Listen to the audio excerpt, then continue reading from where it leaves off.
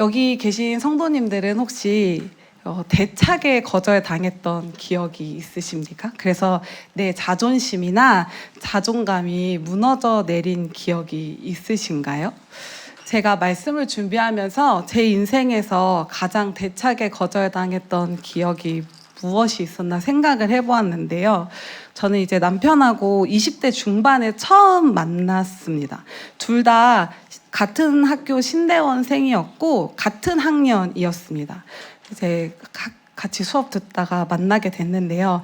저는 이제 워낙 어린 시절부터 일찍 결혼을 하고 싶어 했었어요. 고등학교 때부터 제가 정해놓은 나이가 있었거든요. 24살에 결혼을 해야지. 근데 왜 그랬냐면 이거는 원고엔 없지만 제가 24살에 저희 아버지가 환갑이셨어요. 그래서 뭔가 내가 24살엔 결혼을 해야 이제 그 당시 저 어렸을 때 환갑잔치가 있으니까 아빠의 환갑잔치가 풍성하겠다 싶어가지고 이제 그 나이를 정해놨었는데, 무튼 이제 제가 빨리 결혼을 하고 싶어 했다 보니까 또 그리고 저희가 같이 있는 시간이 많으니까 차라리 이럴 거면 결혼을 하는 게 어떨까라는 생각을 갖게 되었습니다.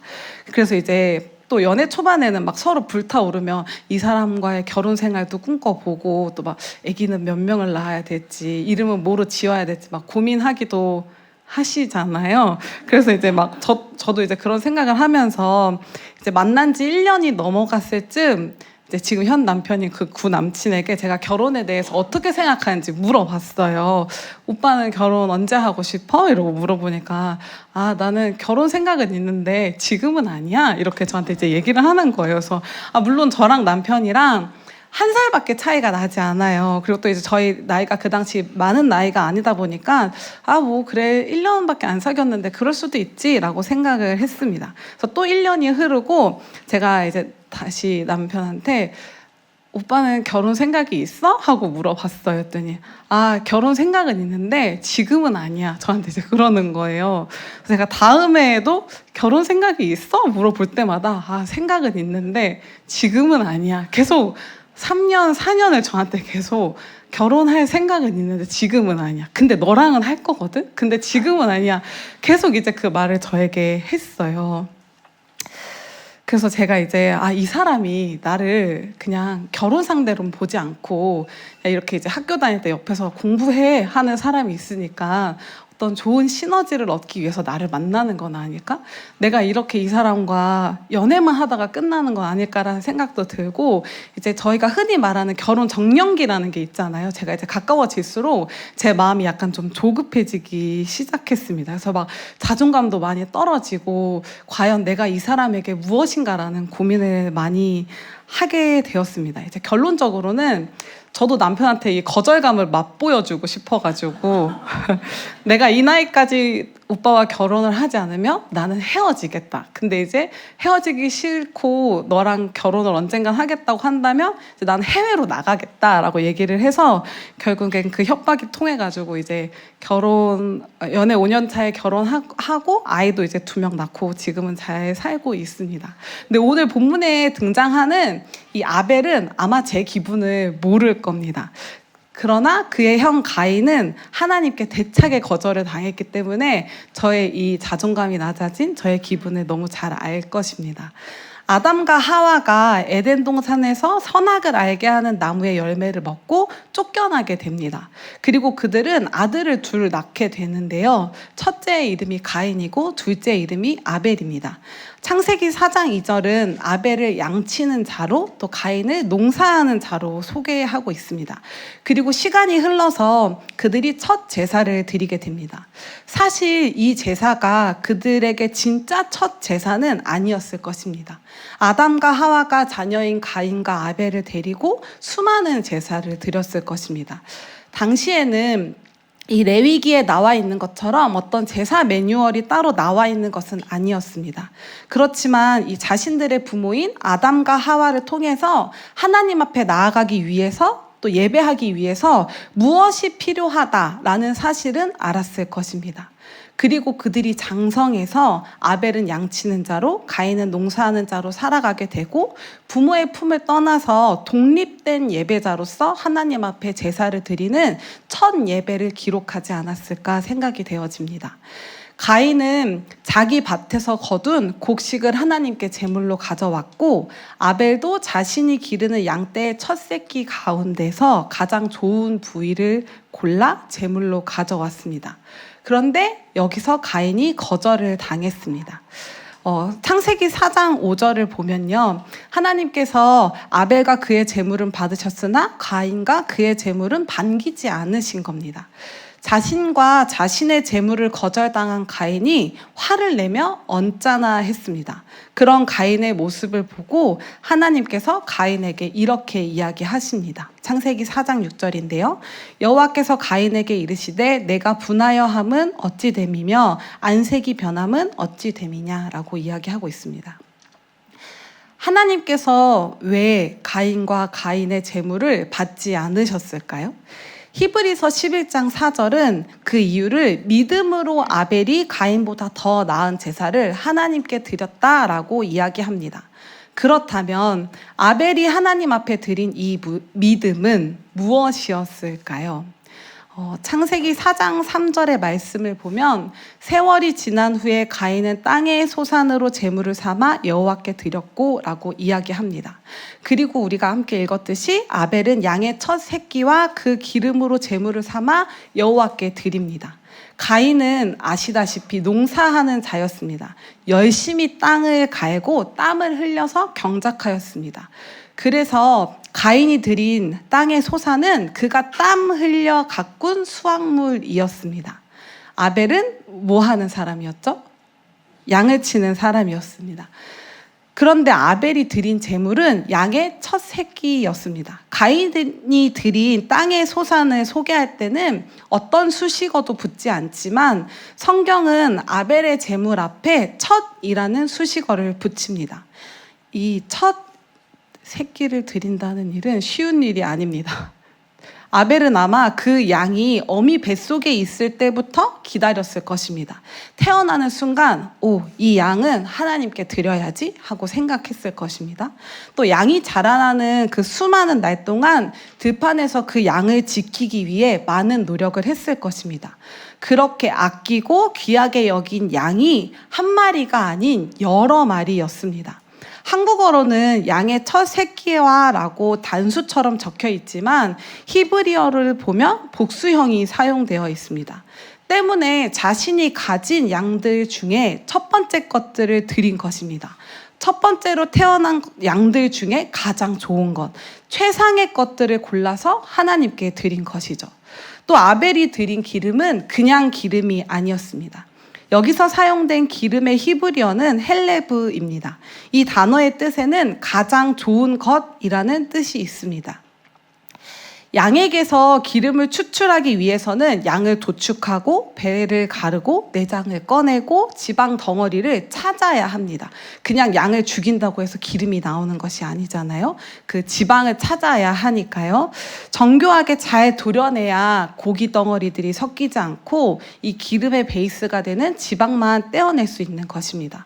당시 사람들에게는 이런 고지방의 에너지원이 필요했을 것입니다. 그래서 아벨이 드린 양들과 기름은 자신이 하나님 앞에 드릴 수 있는 것 중에 가장 최선의 것을 드린 것입니다. 만약 지금 시대에 아벨처럼 제사를 준비하라고 하면, 예배를 준비하라고 하면 그 네이버 검색을 몇 번 하면 최상품에 또 가장 처음 난 새끼, 그리고 가장 좋은 기름을 손쉽게 구할 수 있을 것입니다. 그러나 인터넷이 없던 이 시절에 온전히 자신의 수고로 하나님 앞에 드릴 예배를 준비해야 한다고 생각하면 가인과 아벨 중 누구의 예물이 더 많은 정성이 들어갔을까요?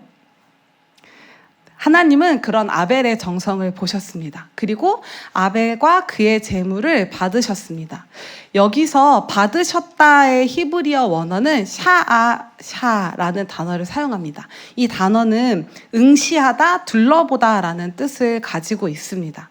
가인과 아벨이 살았던 고대 근동에도 제사가 행해졌습니다. 사람의 손으로 만든 이방신을 향한 그 예배가 드려졌었는데요. 이방신들에게 드리는 제사는 인간이 신을 돌보는 행위였습니다. 아트라시스 서사시와 같은 고대 문헌을 보면 홍수 이후에 신들이 재물의 냄새를 맡고 파리떼처럼 몰려들었다라는 표현이 나옵니다. 즉 신들이 배가 고파서 인간의 재물을 필요로 하는 존재로 묘사된 것입니다. 인간이 신에게 음식을 주면 신은 인간에게 비를 내리거나 풍요롭게 하는 등 철저한 기브 앤 테이크의 관계를 가졌던 것입니다. 그러나 하나님은 다른 이방의 신들처럼 배가 고픈 분이 아니었기 때문에 가인과 아벨의 재물들을 허겁지겁 드실 필요가 없었습니다. 그래서 드셨다나 냄새를 맡았다가 아닌 보셨다, 보았다라는 표현을 사용한 것입니다.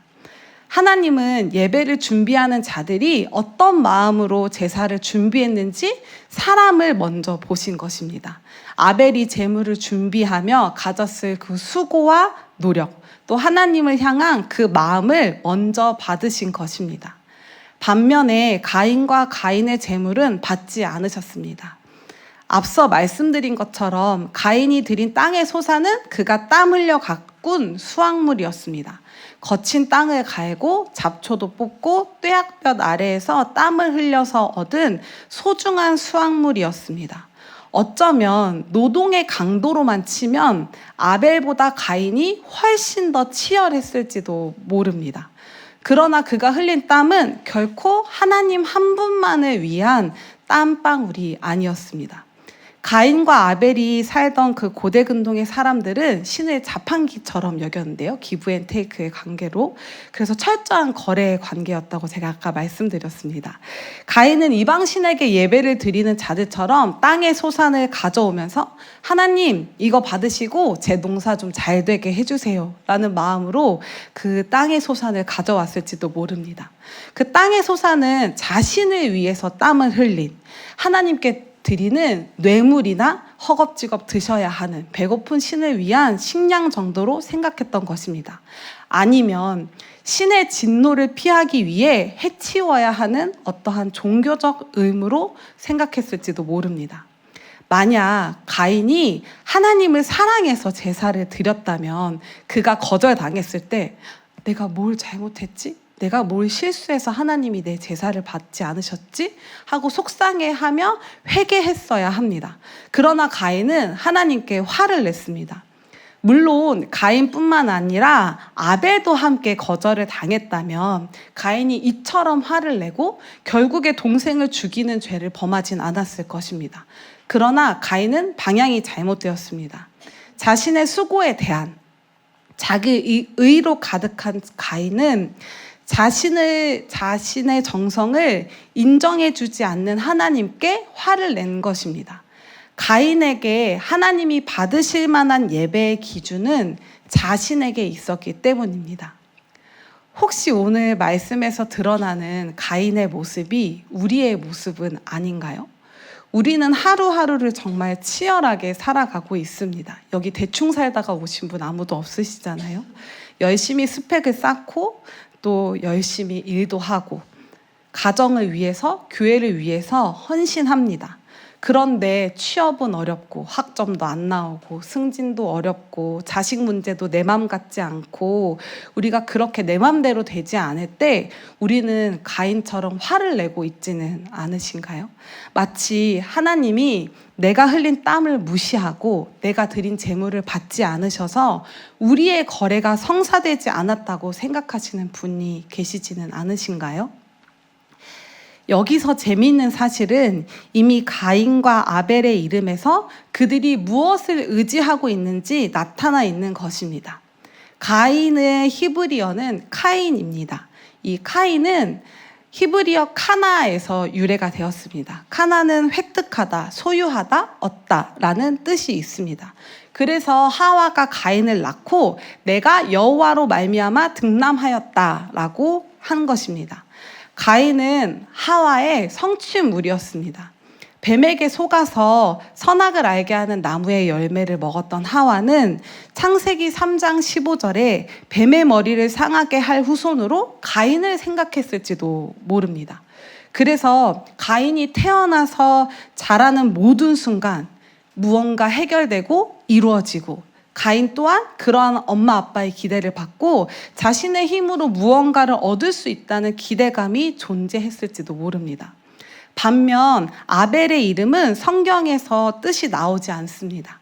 그러나 그 히브리어 원어를 살펴보면 이렇습니다. 아벨의 히브리어는 헤벨인데요. 헤벨에는 텅 빔, 공허, 덧없는, 만족스럽지 못한 이라는 뜻을 가지고 있습니다. 이 전도서 1장 2절을 보면 이 전도서에서 사용된 전도자가 이르되 헛되고 헛되며 헛되고 헛되니 모든 것이 헛되다 할 때 이 헛됨이 헤벨입니다. 그러니까 전도자가 탄식하며 썼던 단어이죠.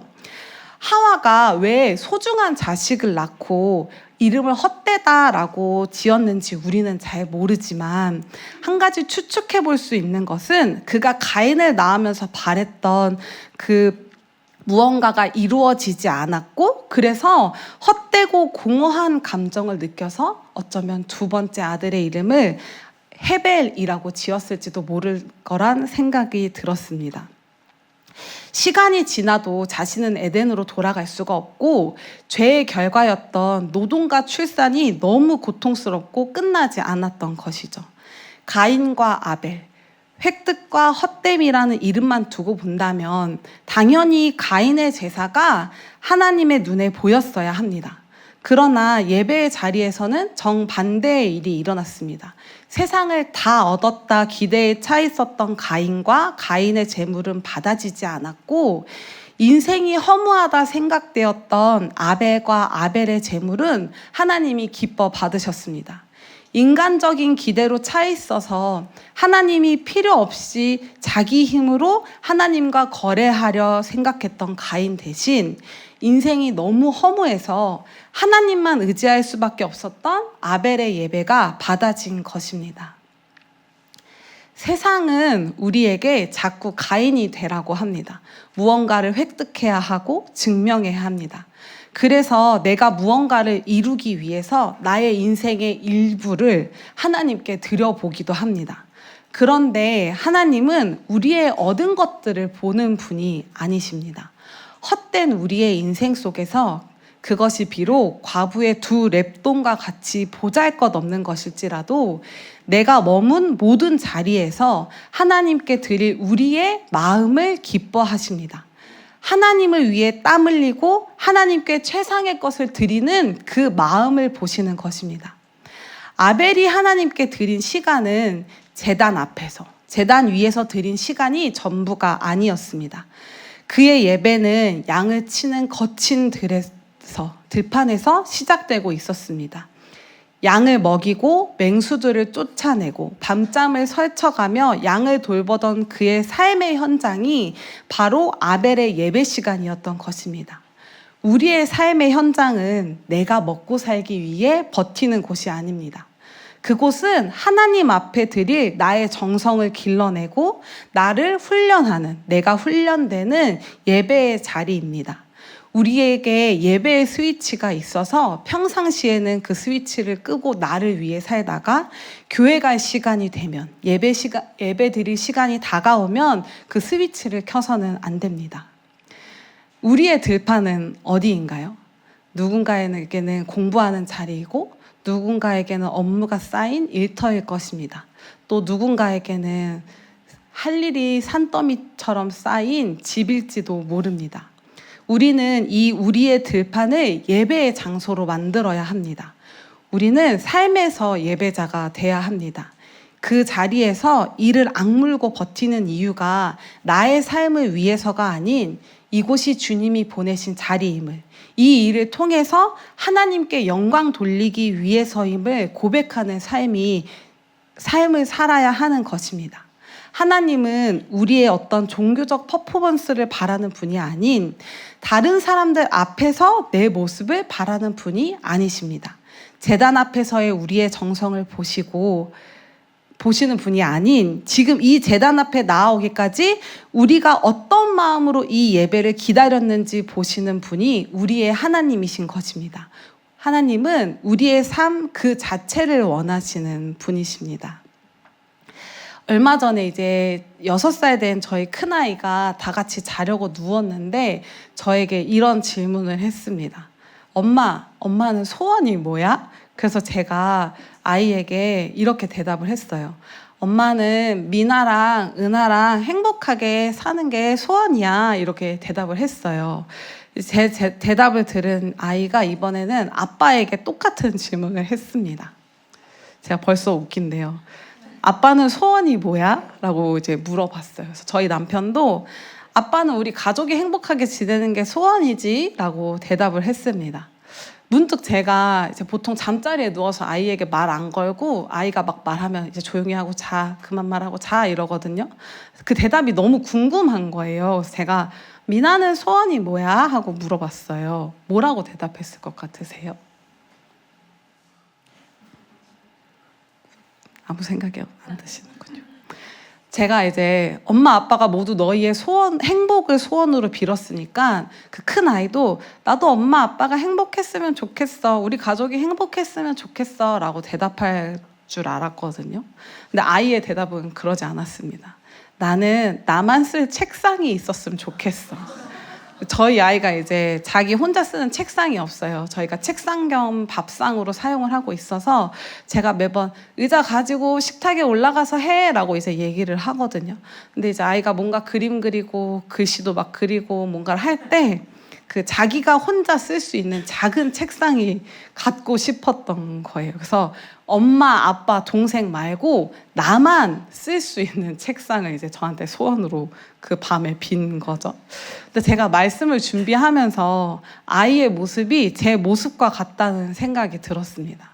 하나님 앞에서 하나님 뭐 좋아하세요? 하나님 소원이 뭐예요? 라고 물어봐서 하나님이 나 너랑 이렇게 예배드리는 시간이 너무 좋아 라고 이야기하시는데 저는 건강하게 살고 싶고요. 넉넉하게도 살고 싶고 애들도 잘 컸으면 좋겠어요 라고 말하는 저의 모습을 마치 이 6살 아이처럼 나만을 위한 가인과 같은 예배를 드리는 저의 모습을 보게 되었습니다.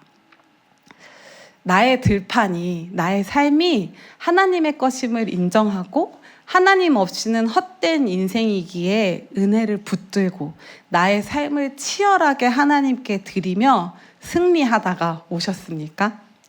아니면 혹시 가인처럼 하나님이 받으셔야 하는 예배가 나의 손으로 가득 찬 분이 계신가요? 하나님은 우리가 아벨의 모습으로 살아가기를 원하십니다. 비록 오늘 우리가 가인의 모습으로 하나님 앞에 나왔을지라도 나를 위해 땀을 흘린 그 소산을 가지고 나왔을지라도 그래서 하나님 앞에 드릴 것이 지극히 개인적인 나의 소원들일지라도 하나님은 그냥 그런 우리를 내버려 두지 않으십니다. 자신과 자신의 재물을 받지 않으신 하나님을 향해 분을 내는 가인을 하나님이 어떻게 하셨는지 아시나요? 혼내지 않으셨습니다.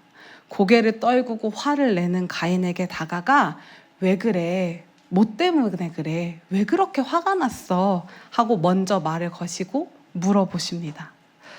한 주 동안 내 힘으로 발버둥치고 무언가 얻으려고 하다가 지쳐서 하나님께 보상을 요구하고 거래하는 마음으로 앉아 계시다면 그래서 하나님이 내 소원을 받지 않으셔서 화가 난 얼굴로 고개를 떨구고 이 자리에 앉아 계신다면 비록 우리가 완벽하지 못해 가인처럼 안색이 변하고 고개를 떨굴 때도 있지만 하나님은 그런 우리를 외면하지 않으시고 먼저 찾아오시고 안아주시는 분이심을 기억하셨으면 좋겠습니다.